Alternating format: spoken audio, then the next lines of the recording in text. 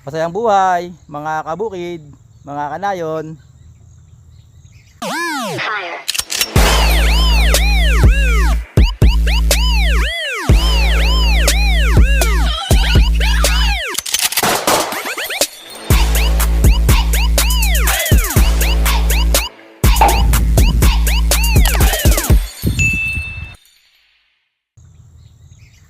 So eto, mag-harvest muna kami ni Paring Ed ng ng kamuting kahoy para meron naman siyang pasalubong sa kanila.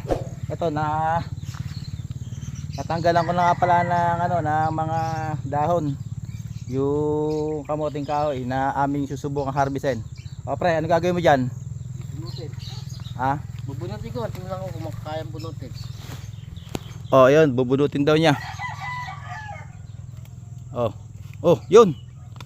Wow, putres oh. Isang pa lang yan, puno oh. Pre, pakita mo. Dito, labas ka. Yun oh. Ang dami oh. May ilang kilo kaya yan? So, ayun, yung na-harvest ni Paring Ed. Binunot na lang niya yung kamote sa isang puno, yun oh. Siguro may 1 kilo rin yun, mahigit. Yung kanyang nakuha. Siguro bubunot pa kami ng mga 2 o 3. So yun.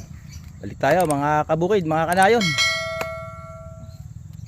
Tinatanggal na ni Paring Ed yung hinarvest niya na kamuting kahoy. Ayan oh. Pre, palagay mo mga ilang kilo yan?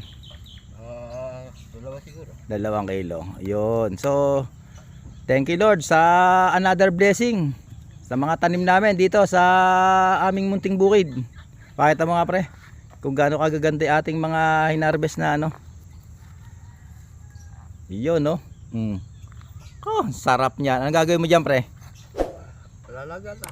Palaga lang. Para matipid. Hindi naman ako mahilig sa matamis eh. Okay. So yun. Natanggal na po niya isa-isa yung kanyang hinarvest na nakamuting kahoy. Bubunot pa kami na isa. Mga kabukid, mga kanayon. Ito po yung aming kamuting kahoy na hina-harvest. Ito.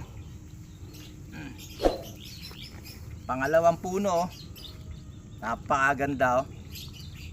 So, thank you Lord sa mga tanim namin dito sa aming munting bukid.